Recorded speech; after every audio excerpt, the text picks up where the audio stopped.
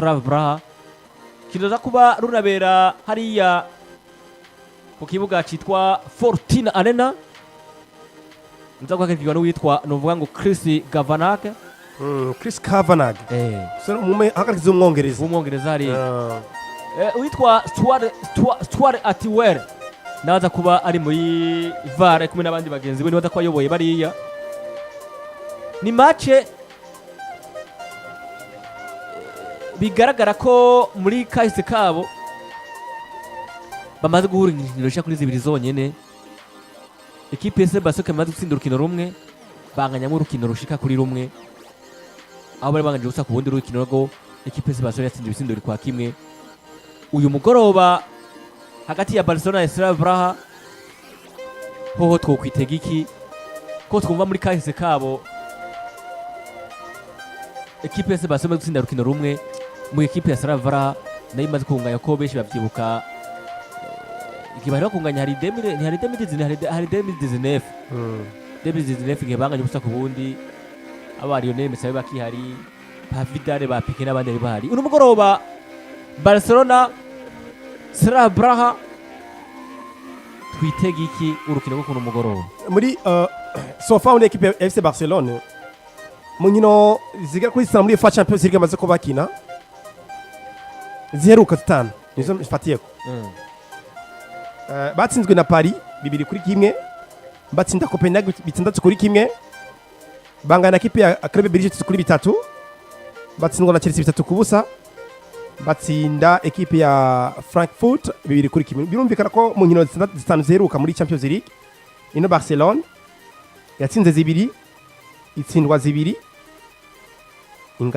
inganya rumwe oya yego inganya rumwe yatsinze 2 itsindwa 2 inganya rumwe ekipe ya Slavia Praha mu nkino zitanu yatsinzwe na Inter de Milan 3-0 inganya na ekipe ya Club Brugge ubusa ku bundi itsindwa na Arsenal 3-0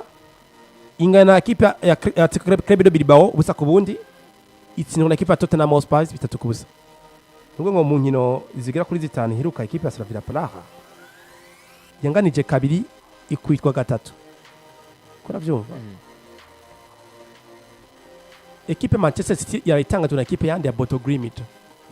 buri wese yavuga ngo City igiye gutora 3 byoroshye imbere ya Bodo Glimt ariko buri bwo bwa Bodo Glimt ukinamwo yagiye kwempoza urukino rwiza gutsinda ekipe ya Manchester City wanashaka ibitsindo bigera kuri 3 kuri kimwe harimo na bwa buryo bwo gukomveka ko bwo Bodo Glimt yo taba aval byari kwa 5 kuri kimwe ino ekipe ya Barcelona muri weekend yaratsinzwe na ekipe ya Real Sociedad uno munsi barabize muri Barcelona agukora ikosa ryo gutakaza baraza ko binyuma hibwe yo kurengana mu umunani za mbere ko Barca ibwizo gutsinda zino nkino zibiri zisigaye kugira ngo irindire umugwi umwe uri mu umunani za mbere ko wonganya cyangwa ugatsindwa hama ukarengana hakiri kare siko ino match ngatinda kuri Barcelona bakoze fopa mbere Sociedad muri championnat Barcelona muri course n'kwati ya Champions League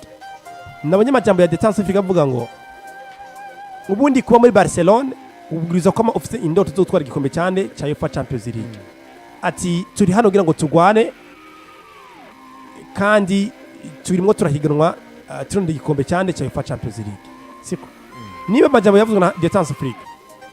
muraza kuba mubikora mu buryo bumeze gute ubwa mbere no gutsinda ekipe yande ya Slavia Praha iri muhira ariko ubushobozi bwa ekipe ya Barcelona hari bwo gutsinda ekipe ya Slavia Praha mbega uraza gukora ikosa gutakaza imbere ekipe ya Slavia Praha uraza kuba Barcelona utanze ishusho rimeze gute imbere y'abakurikirana umupira w'amaguru mbega Barcelona watsinda ekipe ya Slavia Praha baraza kuvuga ngo uri Barcelona uri serie muri UEFA Champions League cyangwa uri Barcelona warariga gusa so jemwe nari match Barcelona bwa mbere jewe ndayiha ibice 85 kwijana gutsinda ino match kuko sinza kwita cyo no kwita performance berekanye imbere ekipe ya Sociedad habunaza kuri mbega sofa mu nkino 11 na 12 ziheruka Barcelona byagenze gute yatsinzwe mwa mu nkino 12 siko ino performance ino mugwi ushaka kwivugira mu buryo budasanzwe ushaka kuyifasha ino Barca kuza kwitwa neza imbere ekipe ya Slavia Praha kuko ubwiza bwa Barca ni burarenze ubwiza bwa Slavia Praha mboneye ko ndagwanje rero Barcelona ikibe no 85 kwijana ino ekipe Slavia Praha bice 15 kwijana uno munsi Houston basoza gukina idafise izina rya Lamine Yamal, basoza gukina idafise izina rya Ferran Torres, basoza gukina idafise witwa Andre Christensen n'uwitwa Gavi, ariko izina rya Raphinha rikaryamaze kuba rigaruka mu rukino rwo kuno munsi. Ibura rya Lamine Yamal igaruka rya Raphinha uno munsi. Barcelona yibona mu shusho imeze gute inyuma yuko no muri weekend nkuko Robert yabivuze yasizwe n'ino kipe yitwa Real Sociedad muri La Liga. Ubwo uno munsi iyi Barcelona yaza kubiva amahoro ku kibuga ca Slavia Praha. ubwa mbere na mbere tugarutse muri no UEFA Champions League uno mugwa wa Slavia Praha nta biharo ufise bitinyitse cyane ku buryo ukumva yuko ari ibiharo bikomeye imbere ya FC Barcelona. Mu nkino zigera kuri 5 Slavia Praha nta rukino na rumwe baratsinda uretse urukino banganyije gusa gonyene. Ubundi ugarutse ukaraba mu nkino zose bakiriye bari muhira rumwe gonyene nigo banganyije, izindi zose bagiye barazitsinda. Ariko wagaruka ukaraba FC Barcelona nivyo nawe nyene n'umugwi novuga ati ibiharo vyabo novuga ati bidakanganye cyane muri uno mwaka gusumba umwaka uheze. Ariko kandi ngarutse ku kintu cibura c'abakinyi baza kuba bateko baragaragara ku ruhande rwa FC Barcelona, nivyo n'abakinyi batari bake. Cancelo wewe ntaranandikwa kandi ntarekuriye gushobora gukina muri ano majonjora. Birasaba yuko bamaze bakarangiza zino nkino zigera kuri 2 kugira ngo azoshobore gukina muri 18 gishiri ca nyuma. Ariko ubundi kandi ugarutse ukara kundi ruhande Lamine Yamal si hari, Joro Fernandez we yaranagiye kandi su mukinyi novuga ati ngo yarafatiye runini cyane muri FC Barcelona uretse yuko ari mu rutonde rw'abakinyi bako baragerageza guhabwa umwanya kugira ngo bashobore kuruza urugero rwabo. Ariko ubundi ngarutse kuyibura ry'abakinyi na cyane Lamine Yamal na Raphinha mu FC Barcelona tukunze kuba tubona arikora kuba kuri bano ba Blaugrana. Ariko iyo umwe agerageje kuboneka mu kibuga tuba tuza tukavuga ati ibi vyofuma kubera yuko ico umwe mugenzi we yari gukora uwusigaraza kugerageza kugikora. Ariko bimaze kugaragara neza yuko ibura rya Lamine Yamal rikunze kuba koze cyane kuri FC Barcelona nk'ibura rya Raphinha. Ariko nta mahirwe ariho menshi cyane ku rukino rw'uno munsi ko Raphinha ashobora gutangura kubera yuko aje avuye mu mvune. Dukunze kubona filozofi y'umumenyereza Dieter Hans-Flick umukinnyi avuye mu mvune biragoye ko ashobora kumutanguza mu kibuga. Kenshi amutanguza ku gatebe akagerageza kuburondera iminota mikeya. Nivyo ashaka gatangura mu kibuga biza kuba ari omwe, ariko gutangura mu kibuga kuri Raphinha nta cizere kirekire je ndabibonamwo. Ashobora kuba aza gukinishwa mu gice cya kabiri cakagerageza kuronderwa iminota mikeya kumbure nka 20 cyangwa 30 ashoboye kuza gukinishwa. Rero je kubganje kubura Raphinha cyangwa kubura Lamine Yamal ukaba ufise Pedro Gonzalez, ukaba ufise Frenkie de Jong, ukaba ufise Ferran Torres, ukaba ufise Lewandowski, ukaba ufise Marcus Rashford imbere ya Slavia Praha, simbona ko ikibazo cyo wava kiza kukomerana mu FC Barcelona. Kuko Slavia Praha umugwi ubona ko oteri kibazo cyane mu numwe FC Barcelona ivanye n'ibiharuro mbona bafise muri no UEFA Champions League. Je mbona ko amahirwe n'ubundi aracatwengeye umugwi wa FC Barcelona kanatsinda barafise Raphinha ashobora kuza akabikora. Yego. Barafise Raphinha ashobora kuza akabikora. Ni hagati ya kipe ya FC Barcelona na kipe yitwa Slavia Praha. Atani ibintu birebire tunaruvuga kuko bigaragara ko ari urukino ruvuga ngo rusa nuko buri muntu wese ushaka kuvuga ko ari urukino rushobora kuba gorohera Barcelona mugabo twanya amasiripurize atandukanye mu migwi itandukanye ukazasanga ikipe kanaka wari kurasuzugura cyo gutsinda. Ariko mwamaze kuba muvyumva ko bivanye nuko abakinnyi batandukanye baza kuba bari n'abadafise Lamine Yamal bakajya Raphinha na Robert Lewandowski ba Frank de Jong n'aba ba Pedri, ekipe ya Barcelona ishobora kuza kubonera intsinzi. Tuzoga ko tubiraba ivyo byararanze ejo turaba bikuru nubwo canke turabivyo byarubayemo bivanye na score.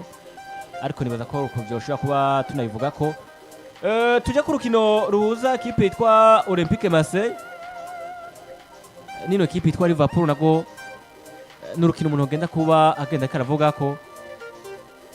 kinoza kuba runabera Velodrome Orange kabisa niho za kuba ariko rabera ku kibuga ca Marseille ekipe akomeye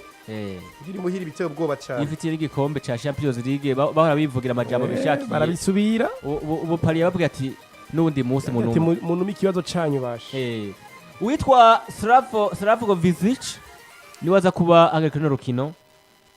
Ni match novuga ngo iza kuba muri kahise kabo kipe yitwa Olympique Marseille imaze gutsinda inkino kuri 2. Kipe ya Liverpool kaza kuba nayo itsinda zitatu banganya urukino rumwe. Match iza kuba idafise ku ruhande rwa kipe yitwa Olympique Marseille witwa Benjamin Pava Ariko arashobora kuzukira je ntakine, ariko ku ruhande rwa kipe yitwa Liverpool yoyo bazokina badafise Conor Badre, Alexander Isak, Givoni Leono nta n'uwo bazi uyo n'uwitwa Jeanne Danso, uvuga ngo bazokuba badafise Conor Badre n'uwitwa Alexander n'uwitwa Alexander Isak niba kiruva bataza kubera kuri urukino ko twumvise ngo irakomera ikunda kwikomera cyane ku kibuga cabo. Liverpool yoyo imaze iminsi ariko irigenza neza no muri shampiyona nabonye yaranganije na ekipe yaranganije hariya kimwe